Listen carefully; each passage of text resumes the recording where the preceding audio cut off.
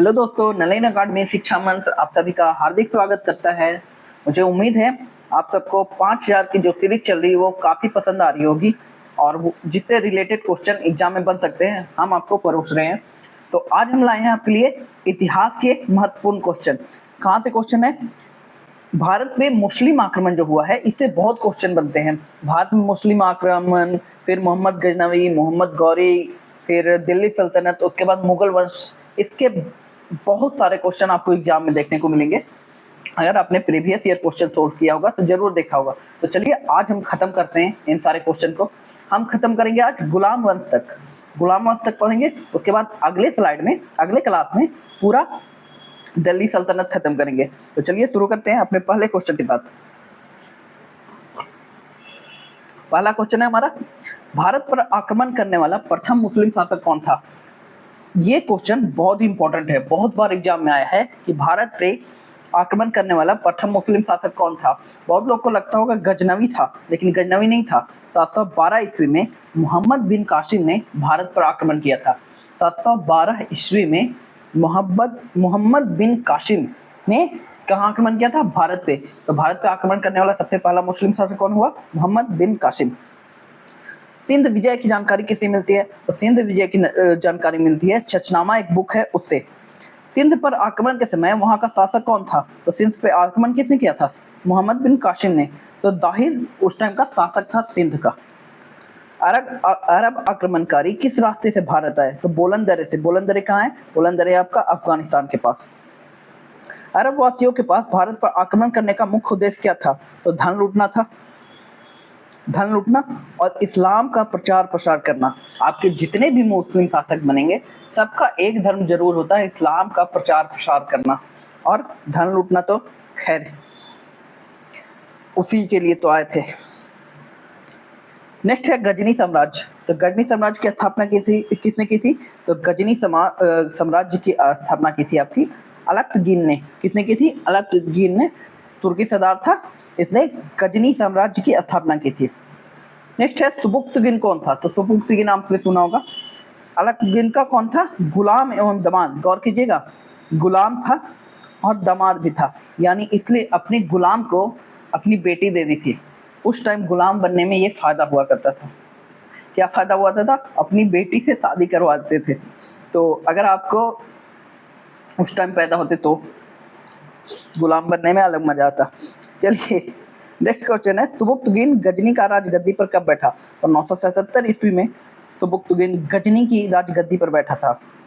अच्छा, सुबुक्तगिन का उत्तराधिकारी कौन हुआ? तो हुआ महमूद गजनवी, यही अटैक किया था। सुबुक्तगिन के शासनकाल में गजनी कहाँ का शासक था? तो गजनी खुरासान का शासक था। कौन? गजनी, गजनवी, गजनवी, गजनवी कहाँ का शासक था? खुरासान का शासक था। अब गजनवी करता क्या है? गजनवी पहले तो लड़ाई करता है अपने भाई से, इस्माइल से, राजगद्दी के लिए। उसके बाद 998 ईस्वी में राजगद्दी पर बैठ जाता है। फिर महमूद गजनवी किस वंश का शासक था? तो यामनी वंश का संस्थापक था। महमूद गजनवी ने बगदाद के खलीफा से अली अमीर बिल्लाह की किस पद की मान्यता प्राप्त की? तो सुल्तान की मान्यता प्राप्त की थी। खलीफा कौन होते थे? तो मुस्लिम धर्म में खलीफा को सबसे हेड माना जाता है। जो तुर्की में बैठते हैं खलीफा, उनको सबसे हेड माना जाता है, और यही खलीफा को ब्रिटिश सरकार ने हटाया था। तो खिलाफत आंदोलन स्टार्ट हुई थी भारत में। कौन से आंदोलन? खिलाफत आंदोलन। किसने स्टार्ट की थी? अली ब्रदर्स ने, मोहम्मद अली और शौकत अली। तो याद रखिएगा, इन्हीं खलीफा की वजह से खिलाफत आंदोलन बिहार नहीं पूरे भारत में स्टार्ट हुआ था। तो बगदाद के खलीफा से सुल्तान की उपाधि ली थी।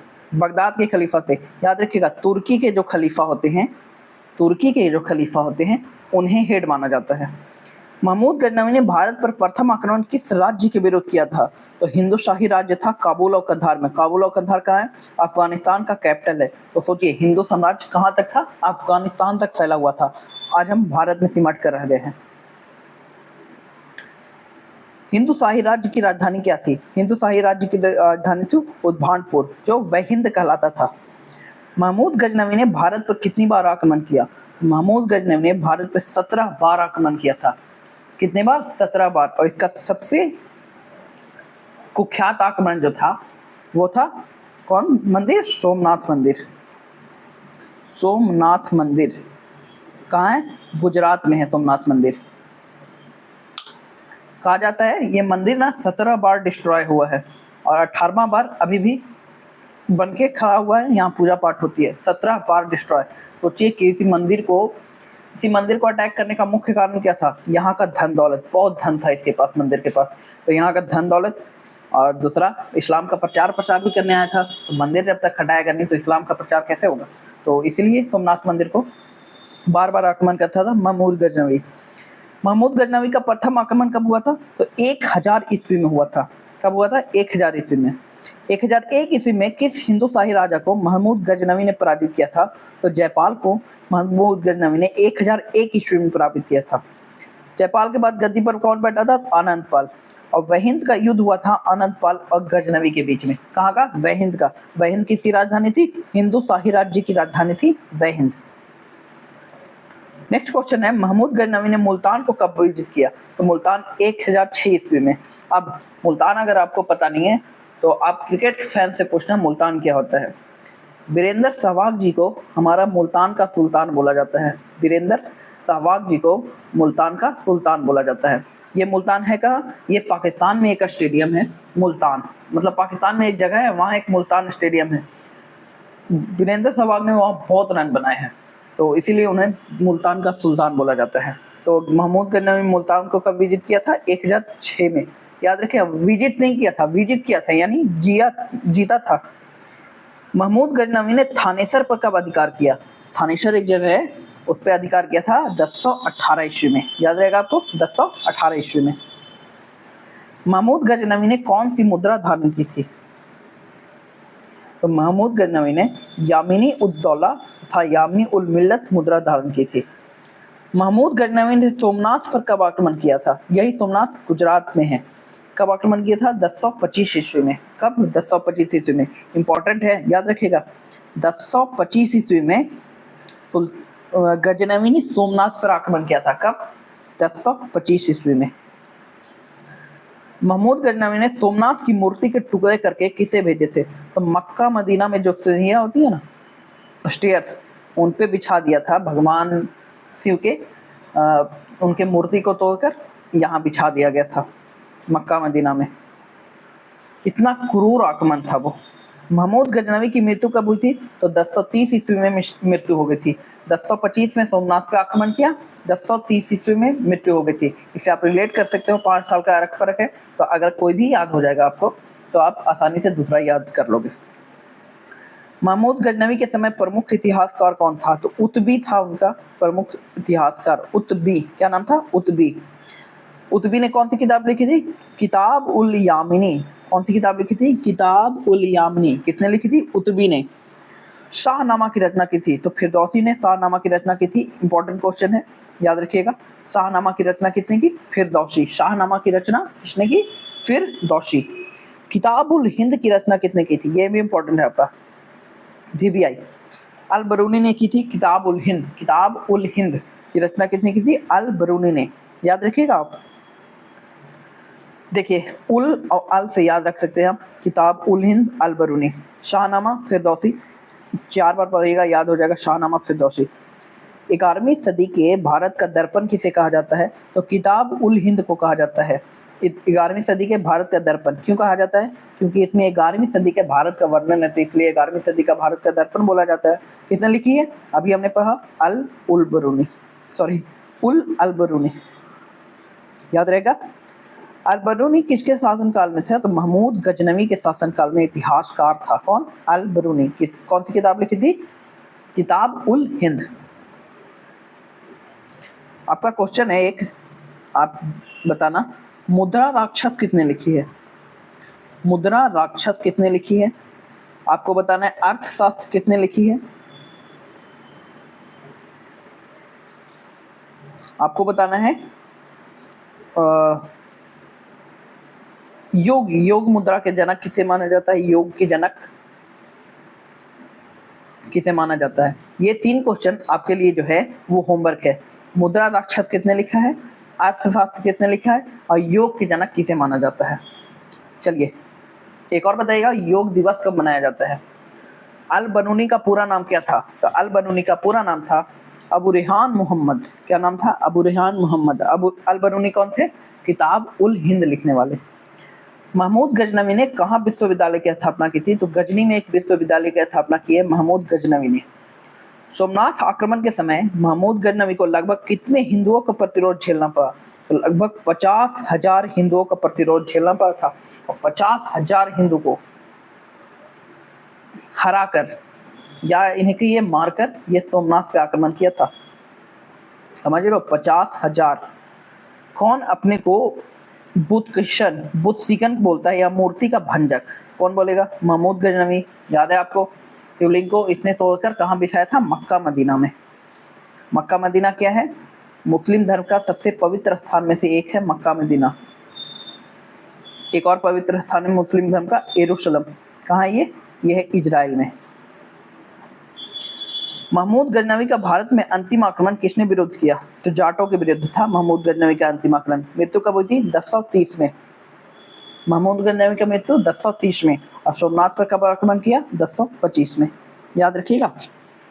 हिंदू सत्ताओं के विरुद्ध संघर्ष के कारण महमूद गजनवी को किस उपाधि से नवाजा जाता है? तो गाजी से नवाजा जाता है। हिंदू शाही राज्य की राजधानी उद्भानपुर को बार बार लूटने के बाद गजनवी ने किस नगर को अस्थायी रूप से राजधानी बना लिया? तो लाहौर को महमूद गजनवी ने अस्थायी रूप से राजधानी बनाया था। किसको? लाहौर को। नेक्स्ट क्वेश्चन है आपका, भारत में तुर्क राज्य की स्थापना किसने की थी? तो याद रखिएगा, महमूद गजनवी ने तुर्क राज्य की स्थापना नहीं की थी। किसने की थी? मोहम्मद गौरी ने। मोहम्मद गौरी का युद्ध किसके साथ हुआ था? पृथ्वीराज चौहान के साथ। पृथ्वीराज चौहान। कहाँ का युद्ध हुआ था बताइए? 1191 और 1192। मोहम्मद गौरी का पूरा नाम क्या था? शिहाबुद्दीन और मुइजुद्दीन मोहम्मद गौरी। इंपॉर्टेंट नहीं है, मोहम्मद गौरी बस याद रखिएगा। भारत में मोहम्मद गौरी को प्रथम पराजय किससे हुई? तो गुजरात के चालुक्य शासक मूलराज द्वितीय ने पहली बार पराजित किया था। मोहम्मद गौरी भारत में बहुत बार पराजित हुआ है, बहुत बार। एक लेडीज, क्या नाम था उनका, उन्होंने भी पराजित किया था, नाम याद नहीं आ रहा है, याद आता तो मैं बताता हूँ। मूलराज द्वितीय ने मोहम्मद गौरी को कब पराजित किया था? तो 1178 ईस्वी में मूलराज द्वितीय ने मोहम्मद गौरी को पराजित किया था। मोहम्मद गौरी ने सबसे पहले किस पर आक्रमण किया? तो मोहम्मद गौरी ने सबसे पहले मुल्तान पर आक्रमण किया था। वही मुल्तान जिसका सुल्तान वीरेंद्र सहवाग जी को बोला जाता है। नेक्स्ट क्वेश्चन है आपका, तराइन का प्रथम युद्ध। मैंने अभी पूछा था आपसे कि 1191 में कौन सा युद्ध हुआ था? तराइन का प्रथम युद्ध किसके बीच? मोहम्मद गौरी और पृथ्वीराज चौहान तृतीय के बीच। किसके बीच? मोहम्मद गौरी और पृथ्वीराज चौहान तृतीय के बीच। तराइन के प्रथम युद्ध में किसकी विजय हुई थी? तो पृथ्वीराज चौहान ने मोहम्मद गौरी को हरा दिया था। तराइन के प्रथम युद्ध में कब हुआ था? 1191 ईस्वी में। कब हुआ था? 1191 ईस्वी में। फिर 1192 में आया भाई साहब ये मोहम्मद गौरी। तराइन का द्वितीय युद्ध हुआ 1192 में। इनमें किसकी हार हुई थी? इसमें पृथ्वीराज चौहान हार गए थे। युद्ध जिसमें भारत में मुस्लिम शक्ति की स्थापना हुई, तो तराइन का द्वितीय युद्ध, जिसमें पृथ्वीराज चौहान सबसे प्रतापी शासक थे उस टाइम, ठीक है, उनको हरा दिया गया। तो फिर मोहम्मद गौरी को हराने वाला कोई बचा नहीं था, तो उसने ही सबसे पहले मुस्लिम राज्य की स्थापना की थी भारत में। मोहम्मद गौरी ने किस रास्ते से बंगाल एवं बिहार पर विजय प्राप्त की? तो बख्तियार खिलजी एक नाम का था, इसको भेजकर बंगाल और बिहार जीता था। बख्तियार खिलजी कौन है? आपको याद आ रहा है बख्तियार खिलजी कौन है? यही है, वो है जिसने नालंदा विश्वविद्यालय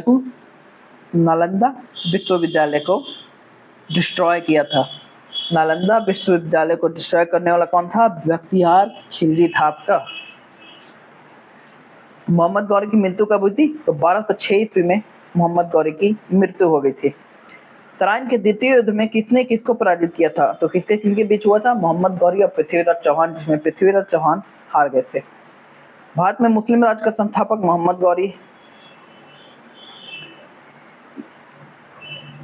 गौरी किस वंश से था? सांसबनी। याद रख लीजिए, बस इंपॉर्टेंट नहीं है।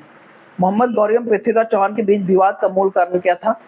ताबर हिंद एक जगह है जिस पे मोहम्मद गौरी अधिकार जताता था और पृथ्वीराज चौहान बोलते थे नहीं, ये मेरा है। मोहम्मद गौरी ने कनौज के राजा जयचंद के मध्य 1194 ईस्वी में हुआ। चंदावर का युद्ध कब हुआ था? 1194 में। किसके किसके बीच? राजा जयचंद और मोहम्मद गौरी। ये राजा जयचंद पृथ्वीराज चौहान के ससुर जी थे। मोहम्मद गौरी का अंतिम आक्रमण किसके विरुद्ध हुआ? तो खोखरों के विरुद्ध। इंपॉर्टेंट नहीं है। अब क्या आता है? अब आता है आपका गुलाम वंश। मोहम्मद गौरी के 2-3 गुलाम थे। तो मोहम्मद गौरी जब मरा तो लाहौर किसी और को दे दिया, उसके पीछे अफगानिस्तान का एरिया किसी को और भारत दिया कुतुबुद्दीन ऐबक को चलाने के लिए।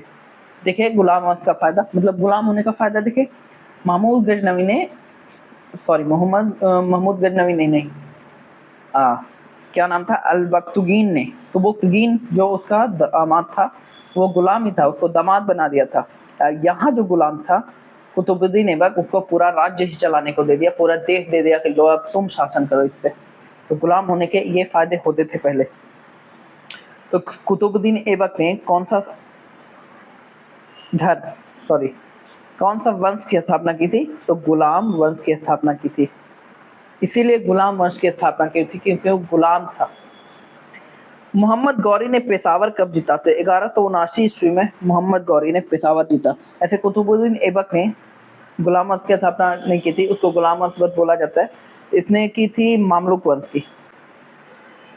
मामलुक वंश गुलाम क्यों बोला जाता है?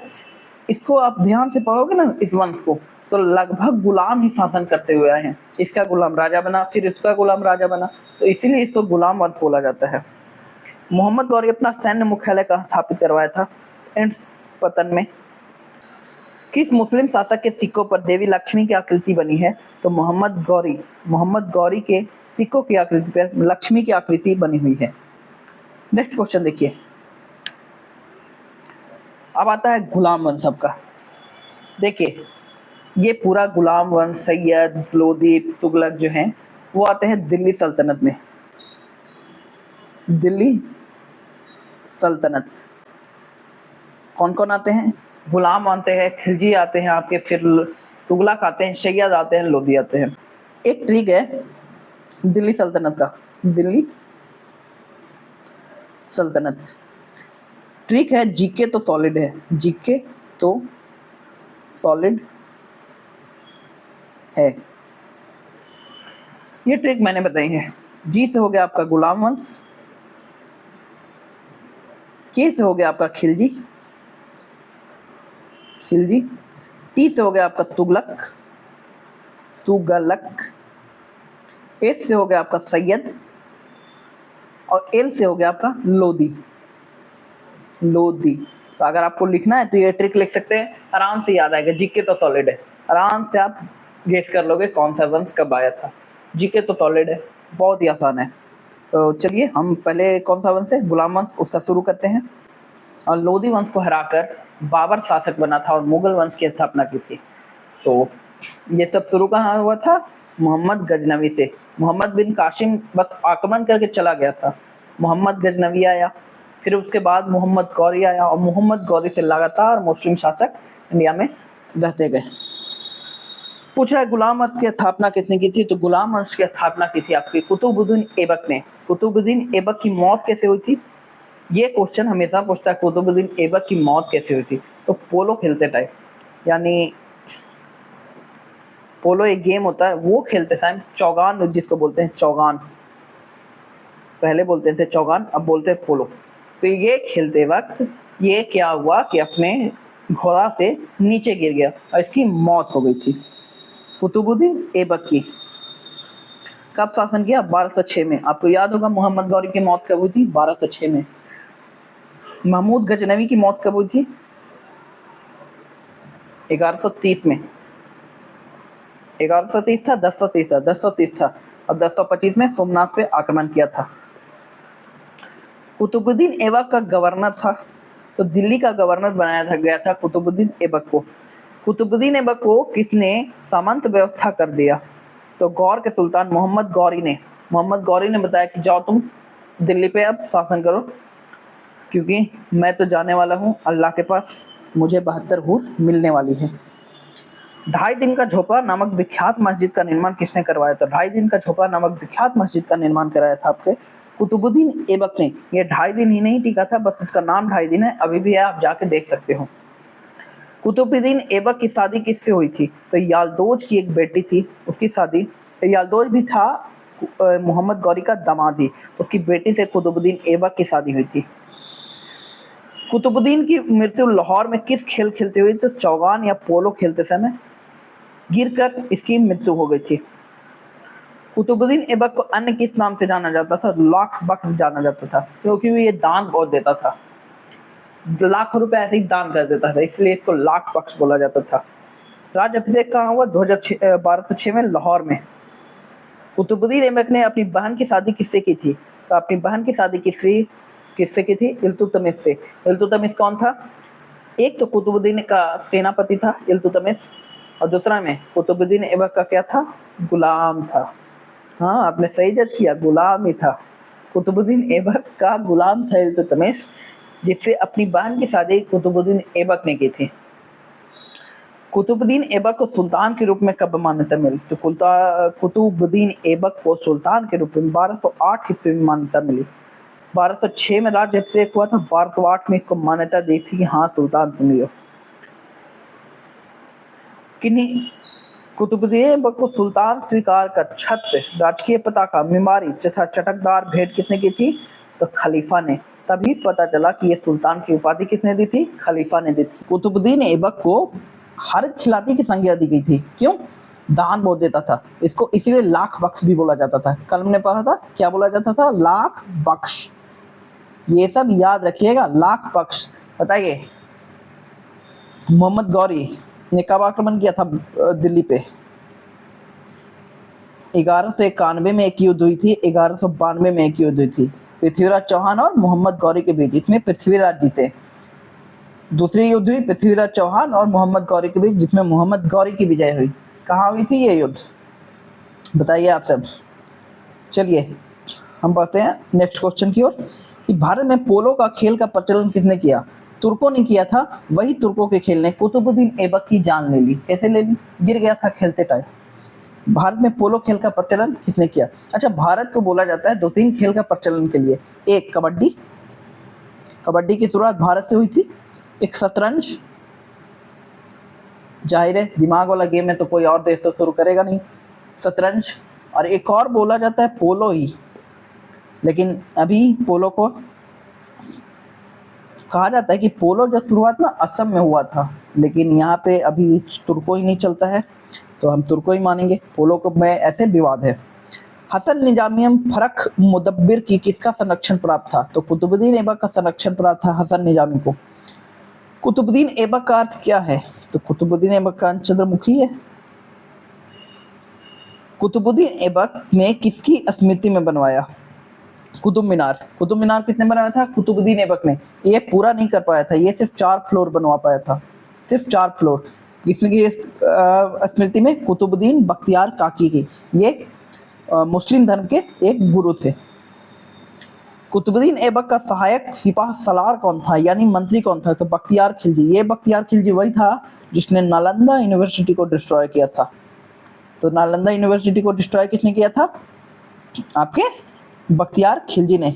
नेक्स्ट क्वेश्चन है कि कुतुबुद्दीन ऐबक को कहाँ दफनाया गया था? तो कुतुबुद्दीन ऐबक को लाहौर में दफनाया गया था। लाहौर कहाँ है? लाहौर है अभी पाकिस्तान में। सल्तनत काल की राजकीय भाषा क्या थी? तो सल्तनत काल की राजकीय भाषा थी फारसी। तुर्किस्तान से आए थे तो फारसी भाषा थी नहीं। लाहौर अभी पाकिस्तान में है, पर कोशिश जारी है, जल्दी इंडिया में फिर से होगी। कुतुबुद्दीन ऐबक के पुत्र का नाम क्या था? तो कुतुबुद्दीन ऐबक के पुत्र का नाम था आराम शाह। आराम फरमाते रहता था दिन भर, इसलिए इसका नाम था आराम शाह। कुछ नहीं करता था जिंदगी में, कुछ नहीं किया इसने, इसलिए इसको आराम शाह नाम दिया गया। नहीं, आराम शाह नाम नहीं इसलिए दिया गया था, लेकिन हम रिलेट करके याद कर सकते हैं बस। इल्तुतमिश कितने महीने बिना सिंहासन पर रहा? तो इल्तुतमिश रहा था 6 साल। ये क्या है? 8 महीने। 8 महीने आराम सा रहा था। 8 महीने आराम सा रहा था, जिसको हटा के इल्तुतमिश फिर शासक बन गया था। इल्तुतमिश कौन था? गुलाम था कुतुबुद्दीन ऐबक का। आराम शाह की हत्या किसने की? तो इल्तुतमिश ने। एकदम नालायक शासक था ये, कुछ नहीं आता था, आराम फरमाते रहता था दिन भर, अपने हरम में रहता था दिन भर, यही इसका शासक था। तो इल्तुतमिश ने देखा कि राजा बनने का बहुत अच्छा मौका है, तो मार दिया, मार के खुद राजा बन गया। पहले प्रचलन थी, अगर आप राजा को मार रहे हो तो आप ताकतवर इंसान हो ना, मतलब देश के सबसे सुप्रीम इंसान को आप मार रहे हो तो आप तो ताकतवर होगे, तो आपके खिलाफ बोलेगा कौन? तो इसलिए जो मारता था वही राजा बन जाता था। तो इल्तुतमिश गद्दी पर कब बैठा? इल्तुतमिश गद्दी पर बैठा आपका 1210 ईस्वी में। ये भी आराम था 1210 में ही बना था। क्यों? 1206 में कुतुबुद्दीन ऐबक बना था और 1210 में इसकी मृत्यु हो गई थी पोलो खेलते टाइम। 1210 में आराम शाह को बनाया गया। ये रहा 8 महीने। उसके बाद इल्तुतमिश ने 1210 में शासक बना। कब से कब तक? 1210 से 1236 तक। 1236 तक यानी कितना हो गया? 26 साल। 26 साल शासन किया था, 6 साल नहीं, 26 साल। इल्तुतमिश कुतुबुद्दीन ऐबक का क्या था? तो गुलाम था। और देखिए गुलाम वंश के शासक पहले देख लेते हैं हम। सबसे पहले कुतुबुद्दीन ऐबक आया। किसने स्थापना की? कुतुबुद्दीन ऐबक ने। अच्छा, आपसे कभी पूछे कि दिल्ली सल्तनत की स्थापना किसने की थी? तो उसका भी आंसर कुतुबुद्दीन ऐबक होगा, क्योंकि दिल्ली सल्तनत में कितने वंश आते हैं? गुलाम, खिलजी, तुगलक, सैयद और लोदी, 5 वंश आते हैं। और 5 में सबसे पहले शुरुआत किसने की थी? तो कुतुबुद्दीन ऐबक ने की थी। किस वंश की? कुतुबुद्दीन गुलाम वंश की या मामलुक वंश की? मामलुक वंश। तो याद रखिएगा, मामलुक या गुलाम दोनों वंश कुतुबुद्दीन ऐबक ही आंसर होगा, या दिल्ली सल्तनत का भी आंसर कुतुबुद्दीन ऐबक ही होगा। क्लियर आपको? याद है आपको ट्रिक? अगर ट्रिक याद है तो आप कमेंट बॉक्स में लिखिए ट्रिक क्या दी थी मैंने 5 वंश को याद करने की। तो गुलाम वंश 1206 से 1210 कुतुबुद्दीन ऐबक। उसके बाद कौन आया? आराम शाह आया आपका। कुतुबुद्दीन ऐबक का बेटा था आराम शाह, बहुत ही नियोग्य शासक था। इसने 1210 में गद्दी पर बैठा। 1210 में इसकी हत्या किसने की थी? इल्तुतमिश ने। इल्तुतमिश 1210 में इसकी हत्या की थी और 1236 तक शासन किया था। उसके बाद कौन आया? रुकनुद्दीन फिरोज। ये कौन था? ये था इल्तुतमिश का बेटा, लेकिन इसको भी शासन करने नहीं आता था। इल्तुतमिश के बाद कोई अगर अच्छी शासक बन सकती थी ना, तो वो थी रजिया सुल्तान। रजिया सुल्तान थी, भारत की प्रथम मुस्लिम महिला शासिका रजिया सुल्तान थी। लेकिन इसका विरोध बहुत होता था। क्या था कि पितृसत्तात्मक समाज था, और आप अगर एक लेडीज को राजा बना देते थे तो बहुत लोगों को ये हजम नहीं होता था कि मैं एक लेडीज का गुलाम थोड़ी रहूँगा, एक लेडीज के नीचे थोड़ी काम करूँगा, एक महिला के नीचे थोड़ी काम करूँगा। इस वजह से रजिया सुल्तान का बहुत विरोध हुआ था, इसलिए ज़्यादा दिन तक ये शासक रही नहीं। 1236 से 1240 में रही थी। रजिया सुल्तान को बीच में प्यार मोहब्बत सब कुछ हो गया था, तो ये चर्चा करेंगे जब हम रजिया सुल्तान के बारे में पढ़ेंगे ना, तो उसके प्यार मोहब्बत की भी चर्चा करेंगे हम। उसके बाद बना मुजुद्दीन बहराम शाह, ये 2 साल तक रहा। उसके बाद अलाउद्दीन मसूद शाह, उसके बाद नासिरुद्दीन महमूद, इसको बनाया था बलबन ने। किसने बनाया था? बलबन ने अलाउद्दीन मसूद शाह का हत्या करवाकर नासिरुद्दीन महमूद को बनाया था। क्यों? ये था मंत्री, इसको राजा बना दिया ताकि ये किसी के नज़र में नहीं आए ज़्यादा, और ये से शासन चलता रहे। पर ये भी बेवकूफ़ था, 1 नंबर का। तो इसको फिर मार के गयासुद्दीन बलबन खुद शासक बन गया था, और 1266 से 1287 तक गयासुद्दीन बलबन गुलाम वंश पे राज करते रहा। उसके बाद खुसरो आया 1287 से 1290। उसके बाद आ गया आपका 1290 के बाद कौन? जलालुद्दीन खिलजी। उसने खुसरो की हत्या करके खुद राजगद्दी संभाल ली, और इसकी हत्या 6 साल तक शासन किया इसने। इसकी हत्या किसने की? इसके भतीजे ने। इसका भतीजा और दामाद दोनों, मतलब भतीजा जो था वही दामाद था, अलाउद्दीन खिलजी। उसने 1296 से 1316 तक शासन किया, और इसको बोल सकते हैं आप दिल्ली सल्तनत का सबसे प्रतापी राजा था। दिल्ली सल्तनत का सबसे योग्य शासक आप अलाउद्दीन खिलजी को बोल सकते हैं। उसके बाद आया शिहाबुद्दीन उमर, देखिए 1316 ईस्वी में, और इसी टाइम हट गया। उसके बाद आया कुतुबुद्दीन मुबारक खिलजी, 1316 से 20 4 साल शासन किया। उसके बाद नासिरुद्दीन खुसरो आया जो 1320 में बना और 1320 में भी चला भी गया। उसके बाद आया तुगलक वंश। तुगलक वंश में कौन था? गयासुद्दीन तुगलक ने शुरू की थी 1320 से 25 साल। देखिए पहला जो शासक था कुतुबुद्दीन ऐबक गुलाम वंश का, उसने 4 साल शासन किया। खिलजी वंश आया, उसने 6 साल शासन किया। अब तुगलक वंश आया है, उसका पहला शासक मात्र 5 साल शासन करता है। तो डबल डिजिट में स्कोर नहीं कर पा रहे हैं ओपनर लोग, तो टीम तो बैठ ही जाएगी। मोहम्मद बिन तुगलक 1325 से 1351 बहुत अच्छे शासक थे ये। फिरोज शाह तुगलक 1351 से 1388। गयासुद्दीन तुगलक 1388 से 1389। उसके बाद कोई इतना इम्पोर्टेंट नहीं है। 1413 तक ये वंश चला। उसके बाद आया कौन? सैयद वंश। सैयद वंश का सबसे अच्छा शासक खिलजी खान था, 14 से 1421 तक शासन किया। उसके बाद कोई इम्पोर्टेंट नहीं है। मुबारक शाह आया, मोहम्मद शाह आया, अलाउद्दीन आलम शाह आया, लेकिन इनके बारे में आपसे कभी कभी रेयर हो सकता है कि पूछ ले, ऐसा क्वेश्चन देखने को अभी तक मिला नहीं है किसी में। नेक्स्ट है लोधी वंश। बहलोल लोधी ने शुरुआत की 1451 में। नेक्स्ट सिकंदर शाह लोधी था। उसके बाद इब्राहिम लोधी था। इसी को हरा के बाबर आया और उसने कौन सी वंश शुरू की? मुगल वंश। चलिए हम देखते हैं, पढ़ते हैं इल्तुतमिश के बारे में। इल्तुतमिश था कौन? इल्तुतमिश था अलाउद्दीन खिलजी का, सॉरी कुतुबुद्दीन ऐबक का दामाद और गुलाम। इल्तुतमिश का पूरा नाम क्या था? शमसुद्दीन इल्तुतमिश नाम था, शमसुद्दीन इल्तुतमिश। सुल्तान बनने के पूर्व इल्तुतमिश कहाँ के सूबेदार थे? तो बदायूं के सूबेदार थे इल्तुतमिश। कहाँ के? बदायूं के। गुलाम वंश की स्थापना किसने किया था? तो ये गलत दिया हुआ है, कुतुबुद्दीन ऐबक ने किया था। कुतुबुद्दीन ऐबक। अगर रियल संस्थापक पूछे तो इल्तुतमिश हो सकता है, लेकिन स्थापना तो कुतुबुद्दीन ऐबक ने की थी। इल्तुतमिश ने एलदोज को तराइन के मैदान में पराजित किया था 1215 ईस्वी में। इल्तुतमिश को वास्तविक सुल्तान का दर्जा 1229 ईस्वी में किससे प्राप्त हुआ? तो बगदाद के खलीफा से। बगदाद कहाँ है? इराक का कैपिटल है, ईरान का कैपिटल है बगदाद। इल्तुतमिश ने कौन सी उपाधि धारण की थी? तो इल्तुतमिश ने नासिर उल मोमिन की उपाधि धारण की थी। सर्वप्रथम शुद्ध अरबी सिक्का किसने चलाया था? तो इल्तुतमिश ने सर्वप्रथम अरबी सिक्का चलाया था शुद्ध रूप में। अच्छा आप बताइए मुझे कि वह कौन सा मुस्लिम शासक था जिसके सिक्के पर देवी लक्ष्मी थी? वह कौन सा मुस्लिम शासक था जिसके सिक्के पर देवी लक्ष्मी थी? मैंने पढ़ाया आपको, पिछले क्लास में ही पढ़ा है, तो बताइए ये कौन शासक गजनी से लाहौर से दिल्ली स्थानांतरित किया गया? तो इल्तुतमिश। ये राजधानी की बात हो रही है।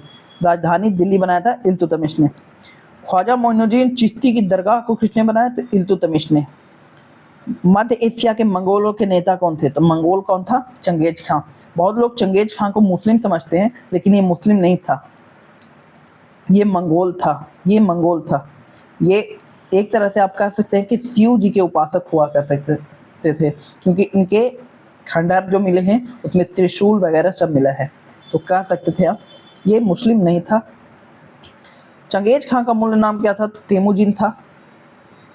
चंगेज खां ने भारत पर आक्रमण कब किया था? तो 1221 ईस्वी में चंगेज खां ने भारत पे आक्रमण किया था। कौन अपने को ईश्वर का अभिशाप कहता है? तो चंगेज खां ईश्वर का अभिशाप बोलता है, क्योंकि वो इतना क्रूर शासक था ना, सबको मार देता था, इसलिए बोलता था हम राक्षस हैं, ईश्वर का अभिशाप है। मंगोलों के आक्रमण से भारत को किसने बचाया? तो इल्तुतमिश ने बचाया था भारत को। किसके आक्रमण से? मंगोलों के आक्रमण से। इल्तुतमिश ने क्या किया था कि इल्तुतमिश ने अपना उत्तराधिकारी रजिया सुल्तान को घोषित किया था, लेकिन मैंने पहले ही बताया कि महिला के नीचे कोई काम करना नहीं चाहता था, इसलिए रजिया सुल्तान को किसने शासक नहीं बनने दिया। इल्तुतमिश की मृत्यु कब हुई थी? तो इल्तुतमिश की मृत्यु हुई थी 1236 ईस्वी में। यहाँ ना कुछ क्वेश्चन नहीं दिया हुआ है, मैं आपको बताता हूँ। एक तुर्कान ए चहलगामी है, तुर्कान ए चहलगामी।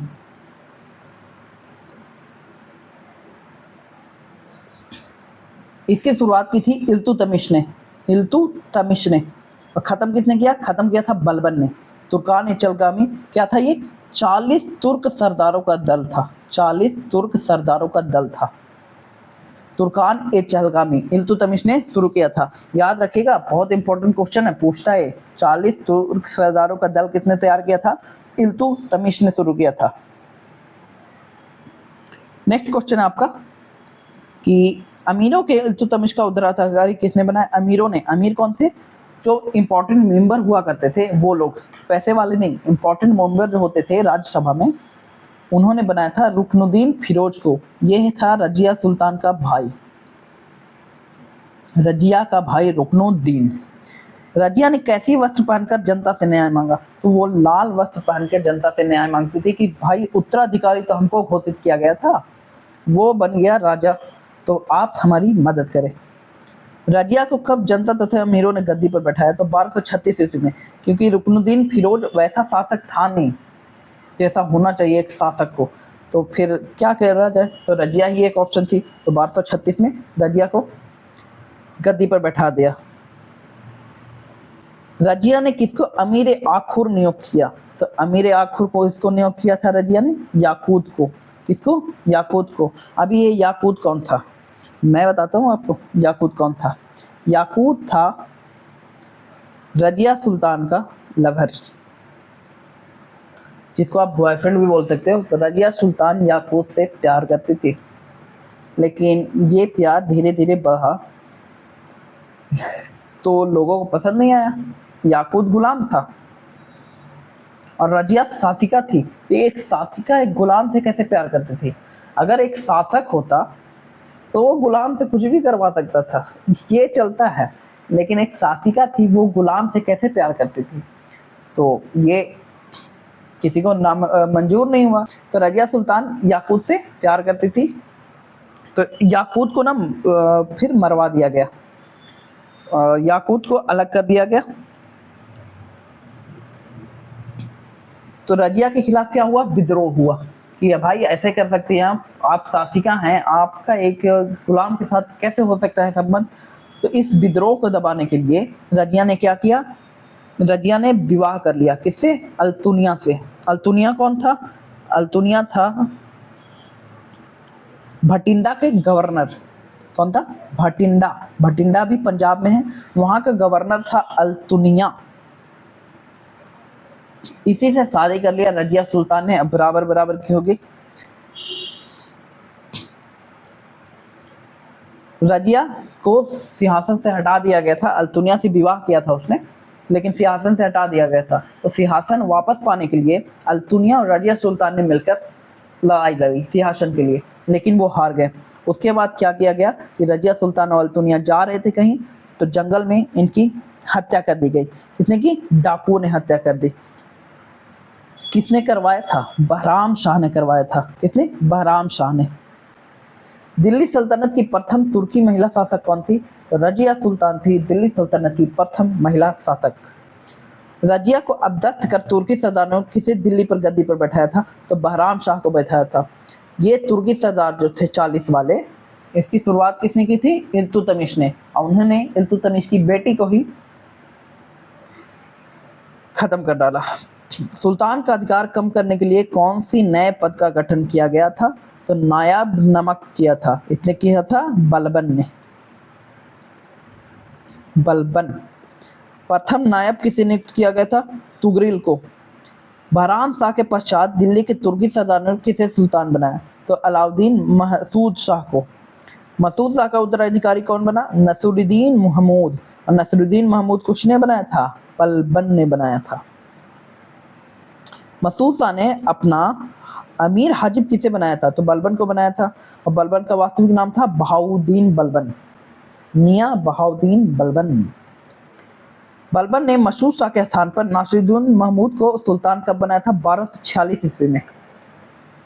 नासिरुद्दीन ने राज्य की समस्त शक्ति किसे सौंप दी? बलबन को। बोला कि आप ना, बलबन सीधा बोलता था कि आप आराम से, आप तो राजा हो, आप आराम करो, ये सब आप टेंशन मत लो, मैं हूं ना। मतलब पूरी शक्ति किसके पास थी? बलबन के पास। लेकिन राजा कौन था? नासिरुद्दीन। ठीक है, ऐसे समझ सकते हैं जैसे अभी इंडिया का आप समझ रहे हो कि राष्ट्रपति तो होते हैं लेकिन ये वास्तविक प्रधान नहीं होते ना। कौन होते हैं? प्रधानमंत्री। सारा काम कौन करते हैं? प्रधानमंत्री। वैसे ही था कि आप तो राजा हो, मुझे सारी शक्ति दे दो, मैं कर लूंगा, आप आराम करो। और ये बेवकूफ, इसको कुछ समझ नहीं आता था, ये बलबन पे आंख मूंद के भरोसा करता था। बलबन ने इसी का फायदा उठाया और इनको मारकर खुद राजगद्दी पर बैठ गया था। नासरुद्दीन ने बलबन को कौन सी उपाधि प्रदान की थी? तो उलुग खां की। आपसे पूछे उलुग खां कौन था? तो उलुग खान बलबन था। किसने दिया था? नासरुद्दीन ने।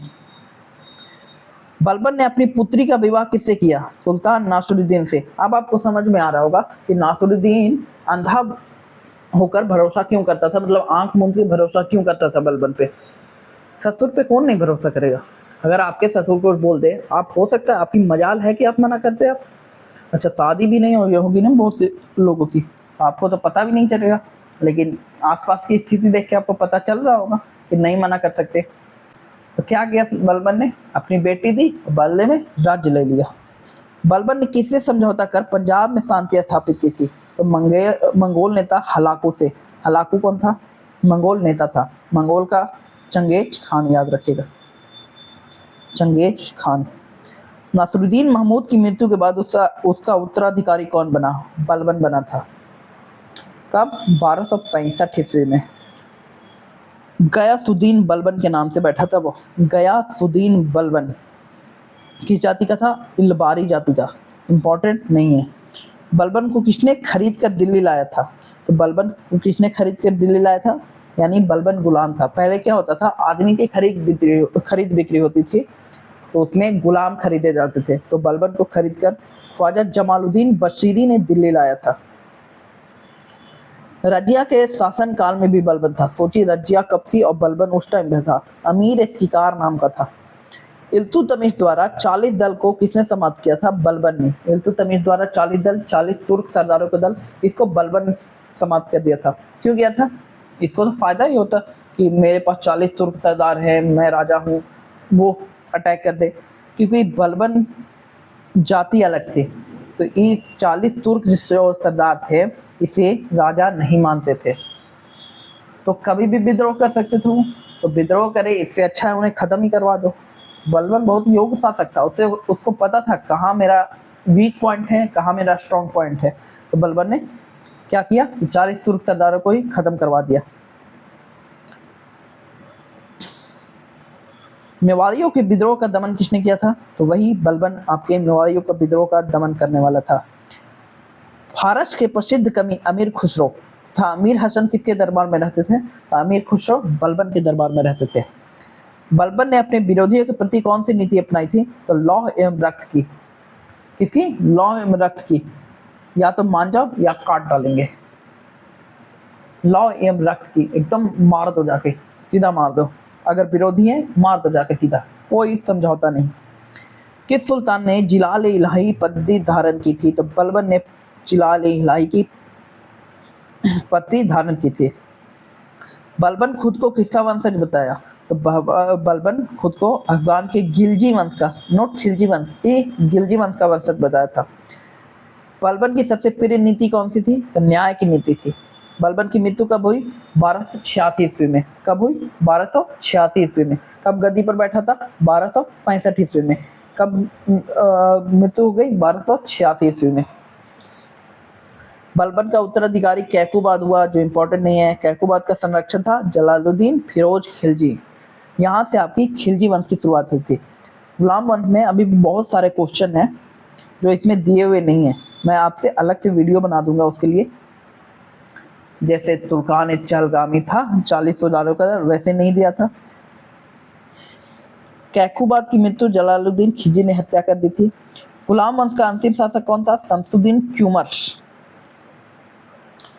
कुव्वतुल इस्लाम मस्जिद का निर्माण किसने किया था? तो कुतुबुद्दीन ऐबक द्वारा कुव्वतुल इस्लाम मस्जिद का निर्माण किया गया था। ये मस्जिद आपको, आप जाओगे ना, ये दिल्ली में कौन सा बनाया था? कुतुब मीनार, उसके आसपास मिलेगी, उसके नीचे कुव्वतुल इस्लाम मस्जिद मिलेगी। 2.5 दिन का झोपड़ा कितने बनाया था? इसका आंसर आप कमेंट बॉक्स में कमेंट करोगे।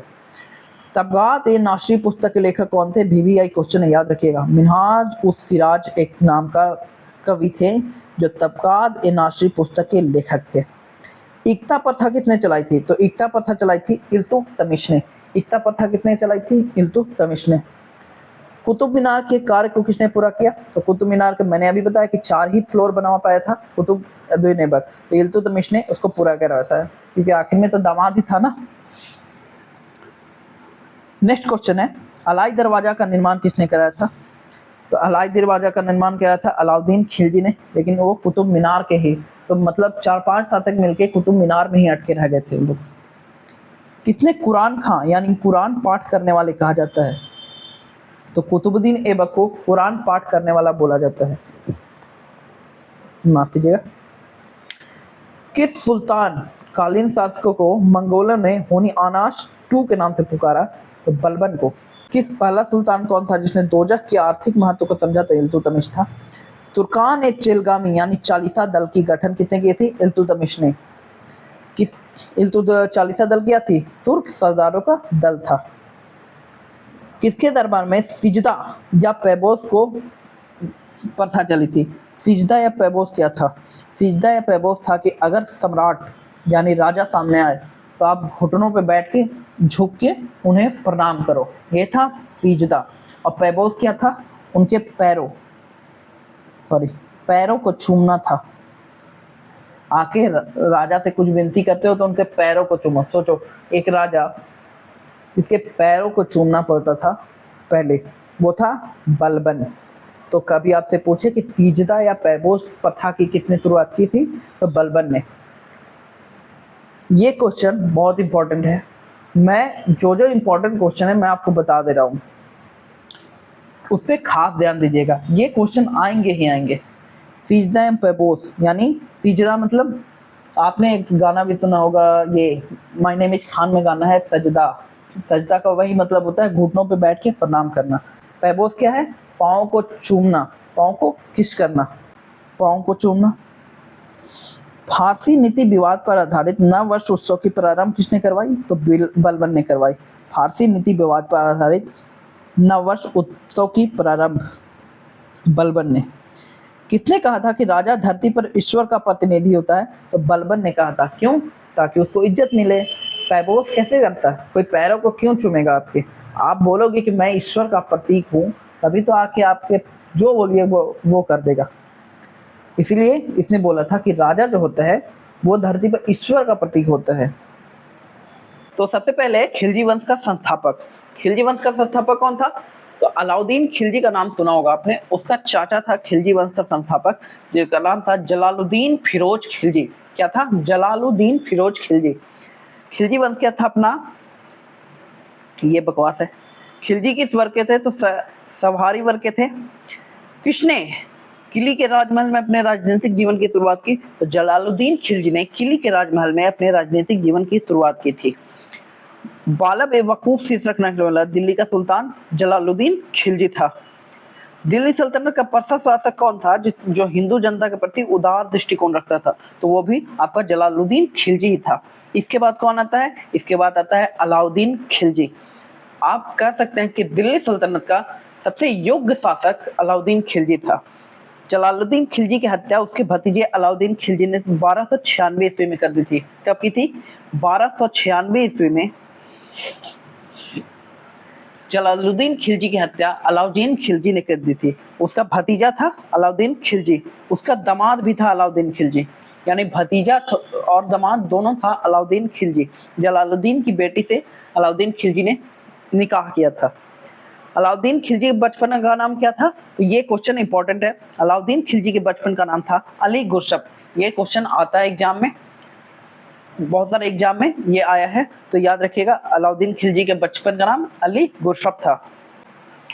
अलाउद्दीन खिलजी को दिल्ली के तख्त पर कब राजनीतिक किया गया? तो 1296 में उसने मर्डर किया था जलालुद्दीन खिलजी का, तो 1296 में ही दिल्ली का सुल्तान बना वो। नेक्स्ट क्वेश्चन है, किसने सिकंदर सानी, सिकंदर सानी क्या होता है? सिकंदर सानी मतलब आपने सिकंदर के बारे में पढ़ा होगा, वो पूरी दुनिया को फतह करने निकला था कि पूरी दुनिया मेरी होनी चाहिए। अलाउद्दीन खिलजी भी कुछ ऐसा ही था, उसको भी लगता था कि मैं पूरी दुनिया को कब्जा कर लूंगा, इसलिए इसने द्वितीय सिकंदर यानी सिकंदर सानी की उपाधि ली थी। किसने? अलाउद्दीन खिलजी ने। सिक्कों पर तारीख लिखने की प्रथा किस सुल्तान के समय शुरू की गई? तो सिक्कों पर तारीख लिखने की प्रथा अलाउद्दीन खिलजी के समय शुरू की गई। नेक्स्ट क्वेश्चन है, किस सुल्तान के काल में खालिशा भूमि अधिक फैलाव में विकसित हुई? तो अलाउद्दीन खिलजी के समय में खालिशा भूमि अधिक फैलाव में विकसित हुई। भूमि से हम इसका 3 टैक्स देखेंगे। एक है घराई,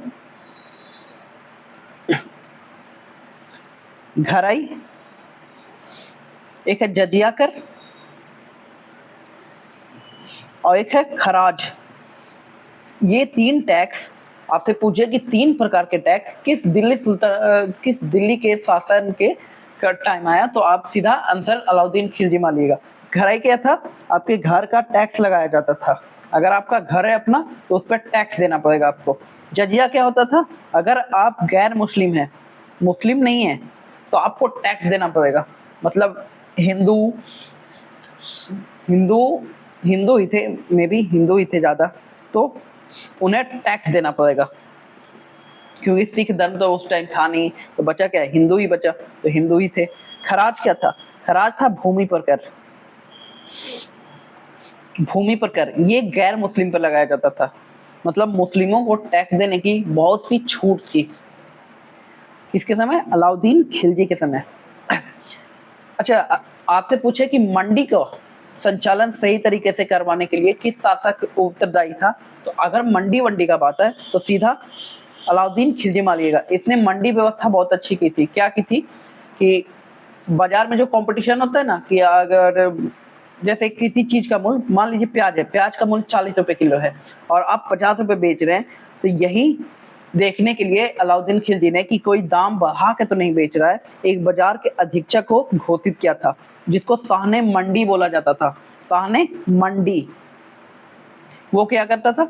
वो सारे दुकान पे जाके देखता रहता था कोई ज्यादा दाम पे तो नहीं बेच रहा है। तो ये अच्छी बात थी अलाउद्दीन खिलजी में, वो दाम कंट्रोल करके रखता था। इसके अलावा अलाउद्दीन खिलजी ने क्या किया था? इसके अलाउद्दीन खिलजी ने अस्थायी सेना की व्यवस्था की थी। इसके पहले किसी भी दिल्ली सल्तनत के शासक ने अस्थायी सेना नहीं रखी थी। अस्थायी सेना अलाउद्दीन खिलजी के टाइम में ही आई। क्यों रखी थी अस्थायी सेना? अभी आपने देखा कि ये सिकंदर सानी की उपाधि धारण करना चाहता था। सिकंदर सानी यानी द्वितीय सिकंदर बनना चाहता था। तो हमेशा अगर कहीं अटैक करना हो तो इसको अस्थायी सेना तो रखना पड़ेगा ना। अस्थायी सेना ही नहीं रहेगा, हमेशा कहाँ से बुलाते रहेगा सेना? इसलिए अस्थायी सेना की रखी थी अलाउद्दीन खिलजी ने। इसके अलावा दाग एवं हुलिया प्रथा, ये जितने भी बता रहा हूँ ना मैं, सब प्रीवियस ईयर हैं, तो इग्नोर मत कीजिएगा। दाग एवं हुलिया प्रथा। अब दाग एवं हुलिया प्रथा क्या है? जो अलाउद्दीन खिलजी के युद्ध में घोड़े थे, लेके जाते थे, उस पे एक दाग दिया जाता था पहचान के लिए कि ये हमारे घोड़े हैं। दाग किस पे? घोड़े पे।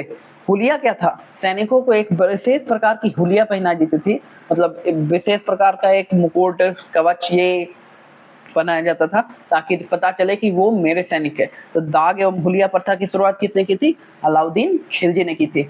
याद रहेगा, दाग एवं हुलिया प्रथा अलाउद्दीन खिलजी। अच्छा, आपसे क्वेश्चन है कि सिजदा एवं पैबोस किसने शुरू किया था? ये आप बताइए। अभी मैंने जस्ट बताया है।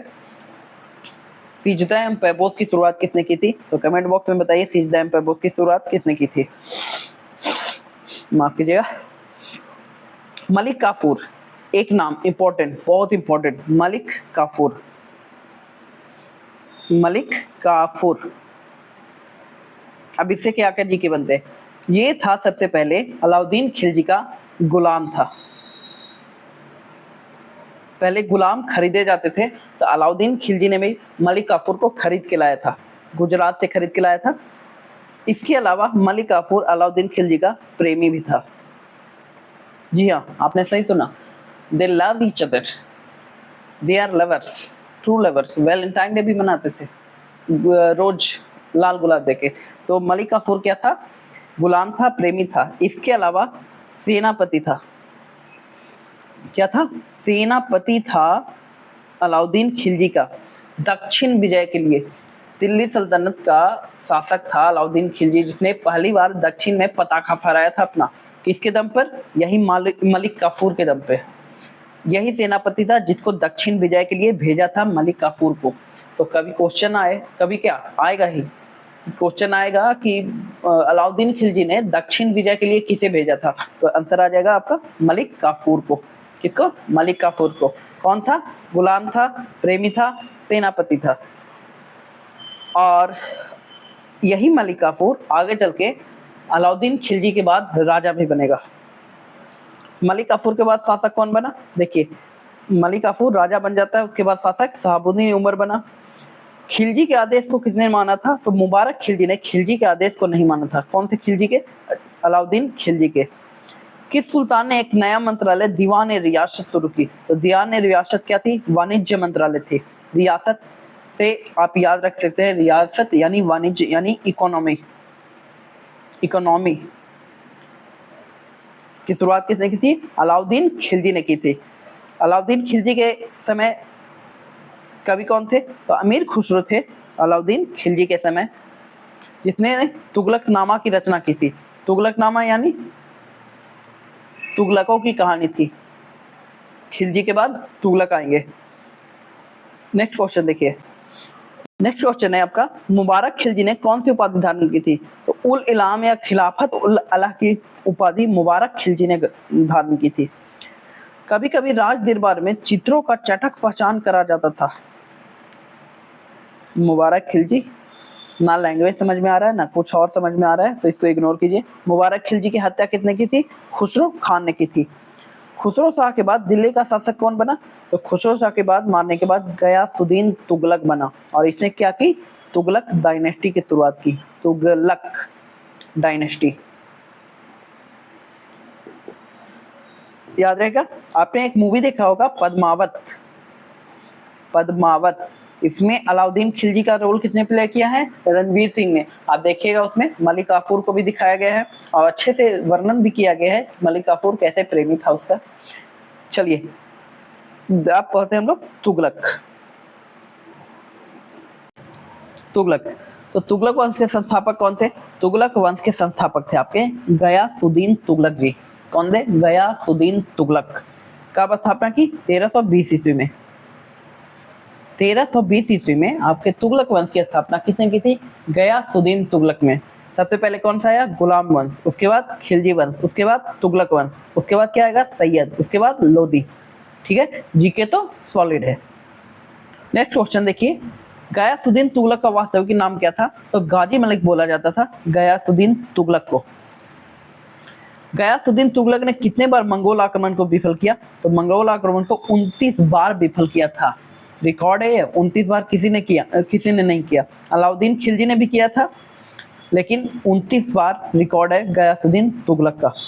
दिल्ली के निकट तुगलकाबाद के किले का निर्माण किसने कराया? तो तुगलकाबाद से हम देख सकते हैं गयासुद्दीन तुगलक ने करवाया। याद रखिएगा, गयासुद्दीन तुगलक ने करवाया। बहुत सारे तुगलक है, तो याद रखिएगा ये चीज। दिल्ली सल्तनत में पहली बार सिंचाई हेतु कुएं नहरों का निर्माण किसने कराया? तो पहली बार कुएं नहरों का निर्माण कराया था गयासुद्दीन तुगलक ने। सिंचाई के लिए किसने? गयासुद्दीन तुगलक। सिंचाई हेतु कुएं एवं नहरों का निर्माण, याद रखिएगा, कुएं एवं नहरों का निर्माण गयासुद्दीन। आप ऐसे याद रख सकते हैं कि गया में बहुत सारे कुएं एवं नहरें हैं, तो आपको याद रहेगा गयासुद्दीन तुगलक। गयासुद्दीन तुगलक की मृत्यु कैसे हुई? तो लकड़ी के महल का धराशायी होने पे। और कुतुबुद्दीन ऐबक की मृत्यु कैसे हुई थी? पोलो खेलते टाइम। ऐसे ही हुमायूं की मृत्यु होगी, ये लाइब्रेरी की सीढ़ियों से गिर गया था। पता नहीं क्या करने गया था लाइब्रेरी, पढ़ना लिखना तो था नहीं लोग को। अफगानपुर में लकड़ी के महल का निर्माण किसने करवाया था? तो गयासुद्दीन के पुत्र जूना खान ने करवाया था। गयासुद्दीन की मृत्यु के बाद दिल्ली की गद्दी पर कौन बैठा? तो इसका बेटा बैठा मोहम्मद बिन तुगलक। उसका वास्तविक नाम क्या था? यही जूना खान था। तो इससे रिलेट कर सकते हो आप कि मारा था पर ऐसा नहीं था। महल बनवाएगा ऐसा थोड़ी है कि राजा के जाते ही गिरा देगा, मजबूत ही महल बनाया था। शासक बनने के उपलक्ष्य में किसने अपना नाम अब्दुल मोहम्मद रखा? तो मोहम्मद बिन तुगलक। ये इंपॉर्टेंट है बहुत, मोहम्मद बिन तुगलक आपके एग्जाम के दृष्टिकोण से। अब देखिए, दिल्ली सल्तनत में कुछ विभाग ऐसे हैं जो बहुत इंपॉर्टेंट है, आपको याद रखना पड़ेगा। उन विभाग को पहले हम देख लेते हैं। विभाग और बनाने वाले सुल्तान। सबसे पहले दीवान ए मुस्तखराज, ये वित्त विभाग था। दीवान ए मुस्तखराज किसने बनाया था? अलाउद्दीन खिलजी ने। वित्त विभाग किसने बनाया था? दीवान ए मुस्तखराज वित्त विभाग, अलाउद्दीन खिलजी। ऐसे याद रख सकते हैं कि अलाउद्दीन खिलजी ने बाजार नियंत्रण पे बहुत जोर दिया था, बाजार नियंत्रण पे। तो बाजार से वित्त विभाग हो जाएगा, क्योंकि बाजार में ही सबसे ज़्यादा पैसों का आदान प्रदान होता है। कहाँ होता है? बाजार में। तो बाजार से याद रख सकते हैं कि दीवान मुस्तखराज जो था उसको अलाउद्दीन खिलजी ने बनाया था। दीवान अमीर कोही यानी कृषि प्रधान बनाया था। देखिए, क से कोही, क से कृषि प्रधान, ऐसे याद रख सकते हैं हम। मोहम्मद बिन तुगलक, मोहम्मद बिन तुगलक कृषि का नाम सबसे ज़्यादा आता है। दीवान कोही। दीवान आरिज सैन्य विभाग था, आरिज नहीं है, अर्ज है, अर्ज। दीवान अर्ज किसने बनाया था? बलबन ने। इसी ने चालीसा दल को समाप्त किया था। बनाया किसने था चालीसा दल? इल्तुतमिश ने। तो ऐसे ही हम पिछला जो है वो रिवाइज करते जाएंगे।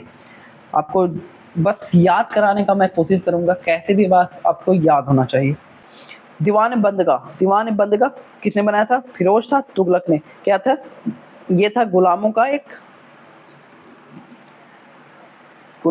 सभा, ग्रुप कह सकते हैं, ग्रुप। दीवान खैरात फिरोज था तुगलक। दीवान इत्तेखाक फिरोज था तुगलक।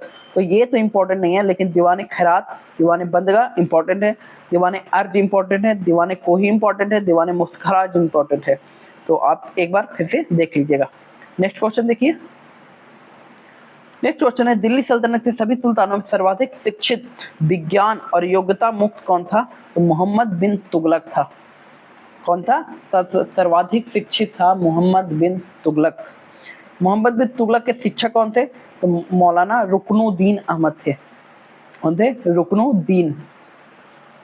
मोहम्मद बिन तुगलक ने अपने उच्चतम शाही फिजूल खर्चों को कौन सा कर लगाया? तो गायब बारक। इंपॉर्टेंट नहीं है, कभी एग्जाम में देखा नहीं है, ऐसे आप एक बार देख लीजिएगा, क्या पता एग्जाम में क्या पूछ ले। मोहम्मद बिन तुगलक का साम्राज्य कितने प्रांतों में बटा था? 23 प्रांतों में बैठा था मोहम्मद बिन तुगलक का प्रांत। फिरोज शाह तुगलक ने, गयासुद्दीन तुगलक ने कितने बार आक्रमण विफल किया था? 29 बार मंगोलों का। मोहम्मद बिन तुगलक ने कृषि के विकास के लिए कौन सा विभाग स्थापित किया? तो अभी देखा हमने कृषि कोही, अमीर कोही, अमीर कोही नहीं, दीवान कोही। कितना गलत लिखता है, दीवान एक कोही। कृषि के विकास के लिए कौन सा विभाग की स्थापना की थी? तो दीवाने कोही। मोहम्मद बिन तुगलक ने दिल्ली से राजधानी बदलकर कहाँ ले गया? तो देवगिरी ले गया था, और देवगिरी का नाम दौलताबाद रख दिया था। मतलब देखिए, ये अगर दिल्ली है तो ये दक्षिण में ले गया और फिर से दिल्ली आ जाएगा। ये इतना पढ़ा लिखा था, बहुत योग्य शासक था, लेकिन अपना योग्यता कुछ ज्यादा ही पढ़ लिया था, इसलिए ये अच्छा शासक बन नहीं पाया। मोहम्मद बिन तुगलक ने पुनः दौलताबाद से राजधानी बदलकर दिल्ली कब स्थापित की? 1335 ईस्वी में। क्योंकि थी दौलताबाद तो गया, लेकिन बहुत नुकसान हो गया इसका, ना इसकी सेना वहां की जलवायु का ठीक से अनुकूल हो पा रही थी, जलवायु के अनुकूल ना और कुछ, और वहां बहुत विरोध भी था इसका, तो फिर से दिल्ली आ गया था ये। किस योजना के तहत मोहम्मद बिन तुगलक ने सांकेतिक सिक्कों का प्रचलन किया? द्वितीय योजना के तहत। ये क्या क्वेश्चन है? इब्न बतूता किसके शासनकाल में आया था? तो इब्न बतूता मोहम्मद बिन तुगलक के शासनकाल में आया था। कहाँ का निवासी था? मोरक्को का, मोरक्को। तो इब्न बतूता नाम याद रहेगा, इब्न बतूता। कहाँ का? मोरक्को का। इससे याद रख सकते हैं, यहाँ आधा है मोरक्को में, आधा क्या है, याद रखना है यार, कैसे भी याद रख सकते हैं, कुछ भी रिलेट कर लो, बस याद होना चाहिए। क्योंकि एग्जामिनर आपसे थोड़ी पूछ रहा है कैसे याद किए, वो तो बस आंसर देखेगा, आपको बोलेगा वाह कितना पढ़ा लिखा है।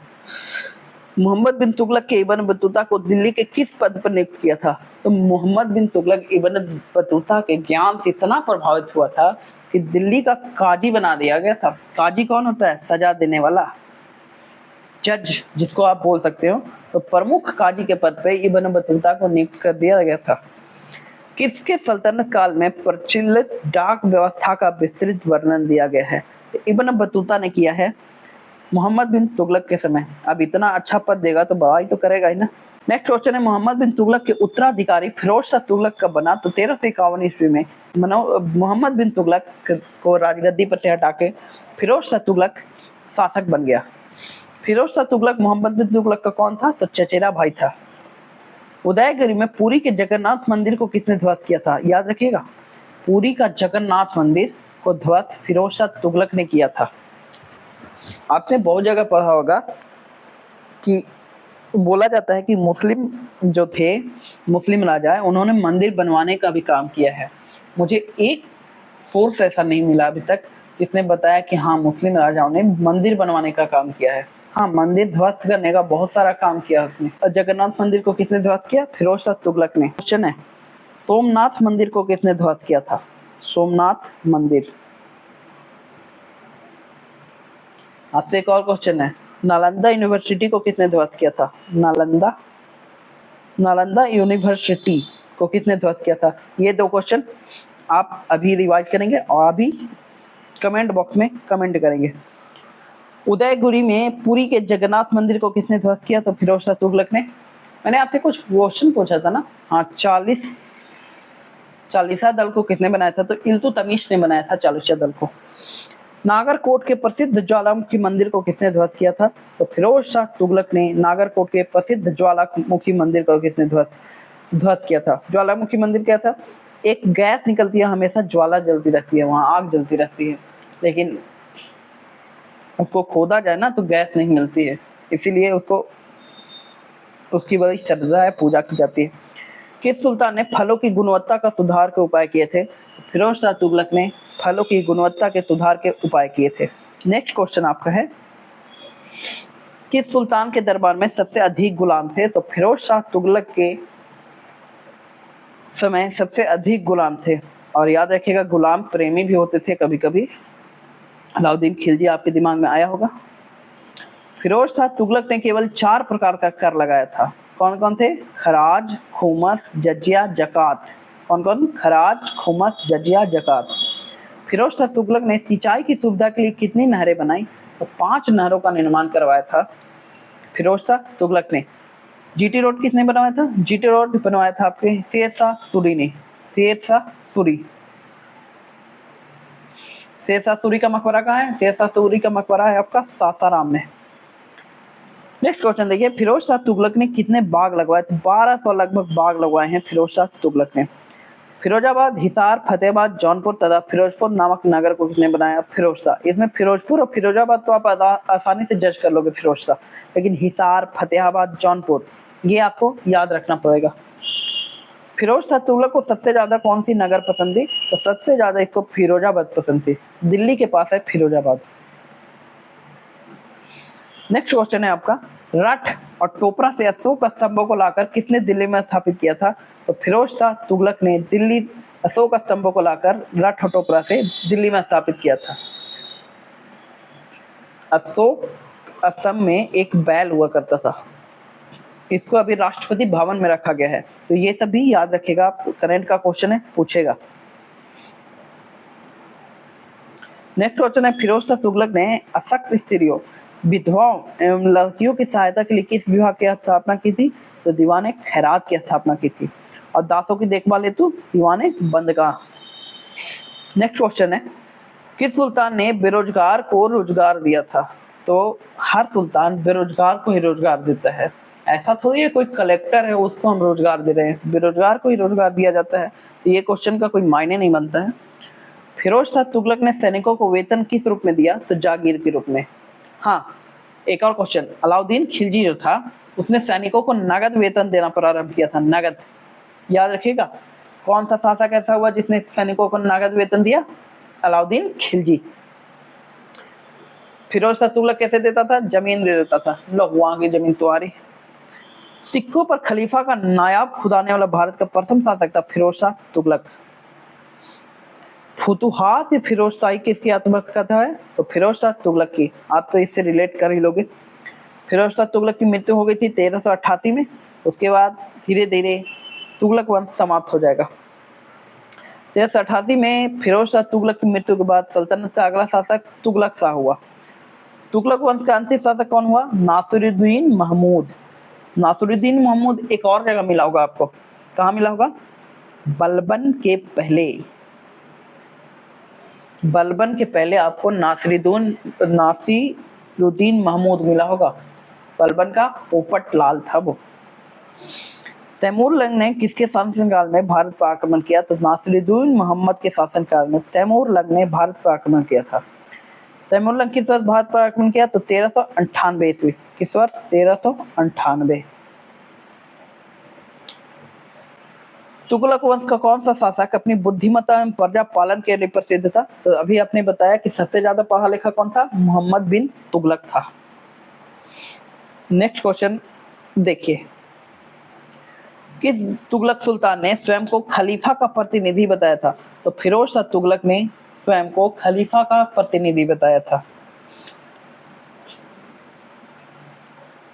मोहम्मद बिन तुगलक की मृत्यु कहाँ हुई? ठट्टा में हुई थी। मोहम्मद बिन तुगलक निरूप था। क्या लिखा हुआ है भाई?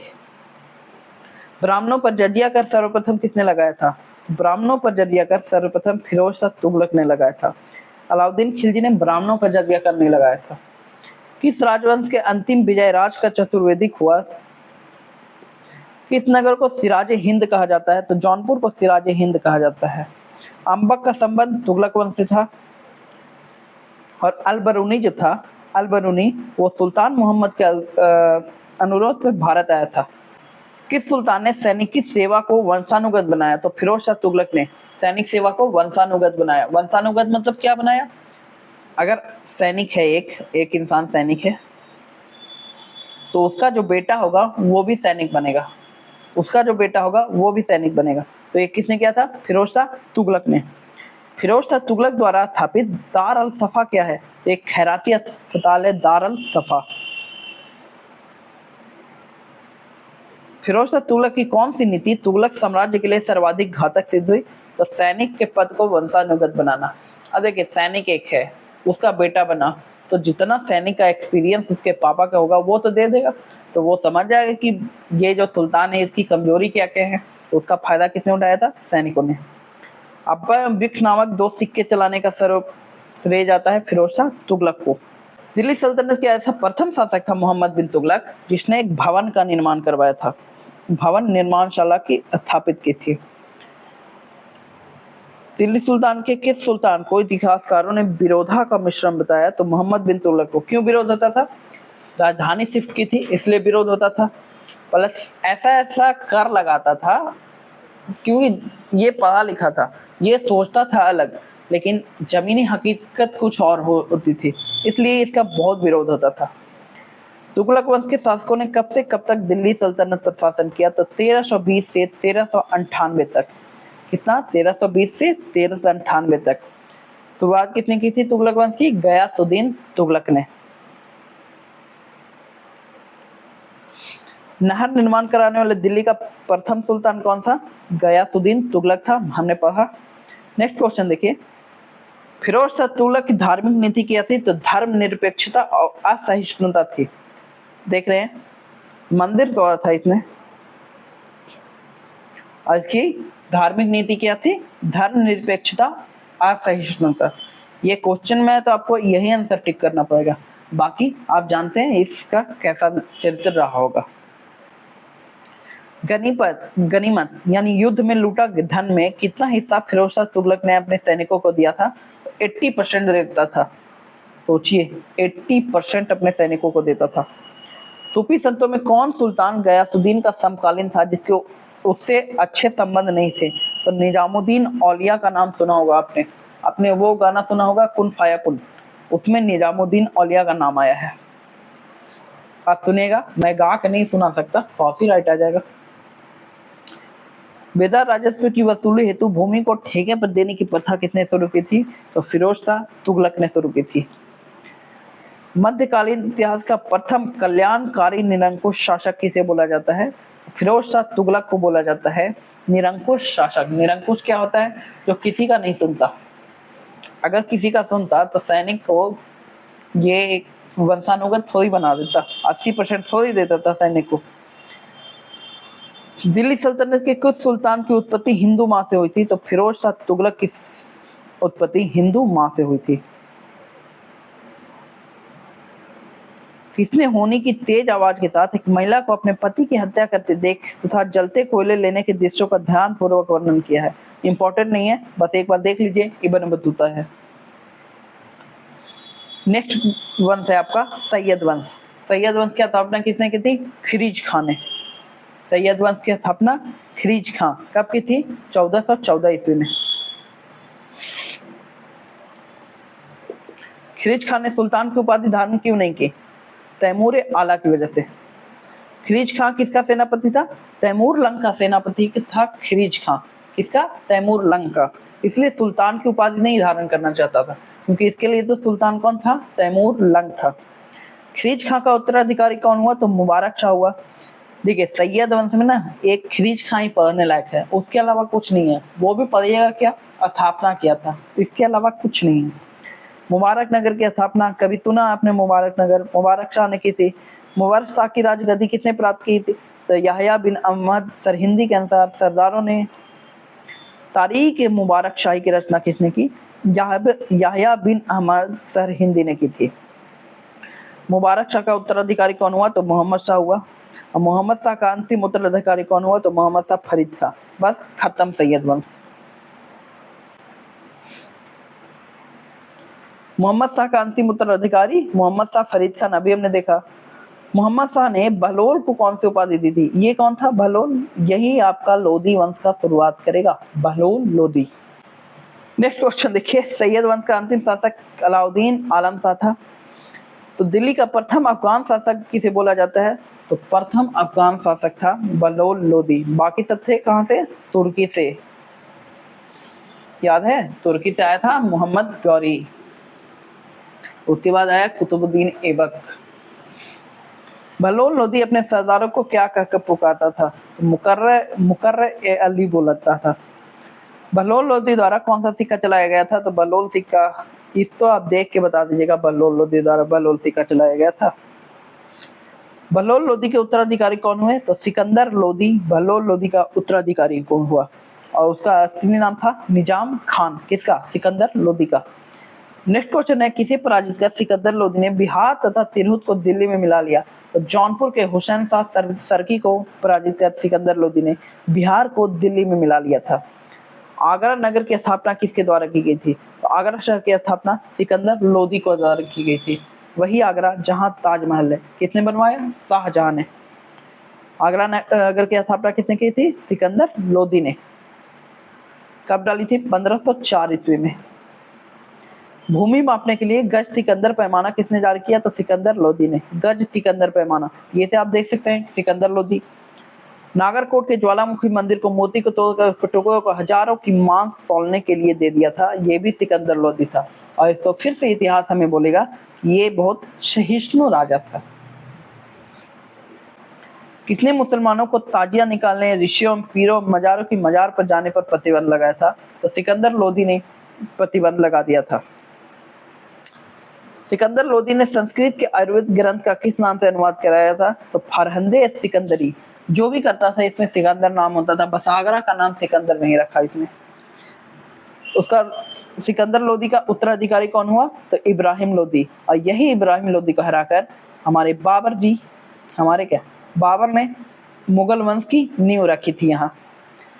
किसने बाबर को भारत पर आक्रमण करने का निमंत्रण दिया था? तो पंजाब के एक शासक थे दौलत खान लोधी। इनको लगा था कि इब्राहिम लोधी को बाबर हरा देगा, उसके बाद धन लूट के चल जाएगा, तो हम दिल्ली के सुल्तान बन जाएंगे। इब्राहिम लोधी के चाचा आलम खां, इनको भी वही लगा था। और मेवाड़ के शासक राणा सांगा, इनको लगा था कि हम आगे अपना साम्राज्य का विस्तार कर पाएंगे अगर बाबर उन्हें हराकर चल जाता है तो। पानीपत की पहली लड़ाई कब हुई थी? तो 21 अप्रैल 1526 को पानीपत का 3 युद्ध हुआ। 1526, 1556, एक और कब हुआ था? 1526, 1556, 1761। बाबर और इब्राहिम लोधी, बाबर और इब्राहिम लोधी कहाँ गया? भाग गया क्या? इब्राहिम लोधी के बीच। 1556 में किसके बीच हुआ? अकबर और हेमू के बीच। 1761 में किसके बीच हुआ? मराठा साम्राज्य प्लस अहमद शाह अब्दाली के बीच। Next question, Vasco da Gama Bharat कब आया था? तो 1498 ईस्वी में। आपको लगा होगा ये क्वेश्चन क्यों नहीं पढ़ा, तो ये क्वेश्चन अभी तो मैंने बताया। वास्को डिगामा भारत कब आया था? तो 1498 ईस्वी में भारत आया था वास्को डिगामा। आपने एक क्वेश्चन पढ़ा होगा कि भारत की खोज किसने की। एक्चुअली क्वेश्चन ये नहीं होना चाहिए, क्वेश्चन होना चाहिए कि भारत के समुद्री मार्ग की खोज किसने की, यूरोप से भारत के समुद्री मार्ग का, वो वास्को डिगामा होगा। भारत की खोज कैसे कर सकता है कोई? तो वास्को डिगामा 1498 में भारत आया था। कहाँ का था? पुर्तगाल का। कहाँ का? पुर्तगाल का। इब्राहिम लोदी को पराजित करने वाला प्रथम राजपूत शासक कौन था? तो राणा सांगा था इब्राहिम लोदी को पराजित करने वाला। दिल्ली के सुल्तानों में किसने तिब्बती शासक मिंग शासक का आधिपत्य में आने स्वीकार किया? तो खीज खां ने किया था। कौन गुलरुखी के नाम से अपनी कविताएं लिखता था? तो सिकंदर लोदी था, वो गुलरुखी के नाम से अपनी कविताएं लिखता था। इंपॉर्टेंट क्वेश्चन ही याद रखिएगा, सिकंदर लोदी गुलरुखी के नाम से अपनी कविताएं लिखता था। किसने पहली बार 2 गुंबदों का प्रयोग किया था? तो सिकंदर लोदी के मकबरा में पहली बार आपको दिखेगा 2 गुंबद। नेक्स्ट क्वेश्चन देखिए, ये कुछ मस्जिद या फिर मकबरा का नाम है जो किसने बनवाया, वो हम देखते हैं। कुव्वतुल इस्लाम मस्जिद नाम में है कुतुबुद्दीन ऐबक, कुतुब मीनार नाम में है कुतुबुद्दीन ऐबक, और इल्तुतमिश ने भी 5वां माला बनाया था। 2.5 दिन का झोपड़ा आपको याद है कुतुबुद्दीन ऐबक ने बनाया था, जो 2.5 दिन का नहीं था, अभी भी है। इल्तुतमिश का मकबरा तो इल्तुतमिश ने बनाया होगा। सुल्तानगिरी का मकबरा भी इल्तुतमिश ने बनाया था, सुल्तानगिरी का मकबरा इल्तुतमिश ने बनाया था। लाल महल गयासुद्दीन बलबन ने दिल्ली में बनाया है। अलाई दरवाजा अलाउद्दीन खिलजी कहाँ है? आपका कुतुब मीनार के मेन दरवाजा है अलाई दरवाजा। अलाई मीनार मस्जिद ये भी वहीं पे मस्जिद है, ये भी किसने बनवाया है? अलाउद्दीन खिलजी ने। जलात राशम अलाउद्दीन खिलजी दिल्ली में। उदका मस्जिद मुबारक खिलजी दिल्ली में। गयासुद्दीन तुगलक का मकबरा गयासुद्दीन तुगलक दिल्ली में। तुगलकाबाद की स्थापना किसने की थी? तो गयासुद्दीन तुगलक ने दिल्ली में की थी। जहां पनाह नगर तो मोहम्मद तुगलक ने दिल्ली में। आदिलाबाद का किला तुगलक दिल्ली। बादाम खम्मा मोहम्मद तुगलक दिल्ली। फिरोज शाह का मकबरा तो फिरोज शाह तुगलक दिल्ली। नेक्स्ट, मोती मस्जिद का निर्माण किसने कराया था? तो मियां भुआ ने कराया था दिल्ली में। सिकंदर लोदी का मकबरा इब्राहिम लोदी। आगरा शहर की स्थापना सिकंदर लोदी। बहलोल लोदी का मकबरा सिकंदर लोदी दिल्ली में। बहलोल लोदी का मकबरा सिकंदर लोदी ने बनाया था, याद रखिएगा, बहलोल लोदी ने नहीं बनाया था। और सिकंदर लोदी का मकबरा इब्राहिम लोदी ने बनाया था। एक काला मस्जिद है दिल्ली में जिसका खान जहां ने करवाया था। क्या इसने? खान जहां ने। तेलंगाना का मकबरा खान जहां ने बनवाया। खरीजू मस्जिद खान जहां। कुनू शिकार फिरोज शाह तुगलक। ये कोई इंपॉर्टेंट नहीं है। कोटला फिरोज शाह तुगलक। फिरोज शाह तुगलक के नाम से याद आया होगा, फिरोज शाह कोटला एक दिल्ली का स्टेडियम का नाम था जिसका नाम अभी अरुण जेटली स्टेडियम है। फिरोज शाह कोटला इसी सुल्तान के नाम पे था, बनाया इसने नहीं था। ये जब जिंदा था तब क्रिकेट था भी नहीं। फिरोज शाह तुगलक ने। नेक्स्ट क्वेश्चन है, किसने राज्य प्रथा को अफगान शैली पर स्थापित किया? तो सबसे पहला अफगानी शासक कौन था? बहलोल लोदी था। दिल्ली के तख्त पर बैठने वाला प्रथम भारतीय मुस्लिम शासक तो खुसरो खासा था। बाकी सब कहां से? तुर्की से थे, तुर्क। लोदी वंश का अंतिम शासक इब्राहिम लोदी था। इब्राहिम लोदी को किसने हराया? बाबर ने। कब? 1526 ईस्वी में। कौन से युद्ध में? पानीपत के प्रथम युद्ध में। वह रोमन सम्राट ऑगस्टस की भांति सावधान था, किंतु वह दूसरों की तरह शक्तिशाली न लगे और दूसरों के स्तर से अधिक न लगे। यह संदर्भ किसका है? बहलोल लोदी का है। लोदी वंश का संस्थापक कौन था? तो बहलोल लोदी था। ये इंपॉर्टेंट नहीं था। लोदी वंश का संस्थापक बहलोल लोदी। तैमूर के आक्रमण के बाद भारत में किस वंश का राज्य स्थापित हुआ? तो सैयद वंश का। तैमूर का सेनापति कौन था? खिरीज खां। खिरीज खां ने कौन से वंश की स्थापना की थी? सैयद वंश की। अमीरों का महत्व अपने चरमोत्कर्ष पर किस वंश के शासनकाल में था? तो लोधी वंश का था। 11वीं सदी में भारत का दर्पण किताब उल हिंद। कौन? किताब उल हिंद। सेना का सर्वोच्च अधिकारी खान होता था और तौल की सबसे छोटी इकाई रत्ती होती थी, इसको अभी हम लोग अना बोलते हैं ना, 8 आना 4 आना, वो उस टाइम रत्ती होती थी। तो दिल्ली सल्तनत आपका समाप्त हो चुका है।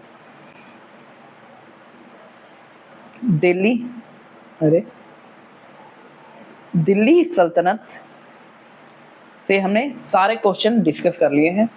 अब हम नेक्स्ट वीडियो में मिलेंगे मुगल साम्राज्य को लेकर। मुगल, इससे बहुत इंपॉर्टेंट क्वेश्चन एग्जाम में पूछे जाते हैं।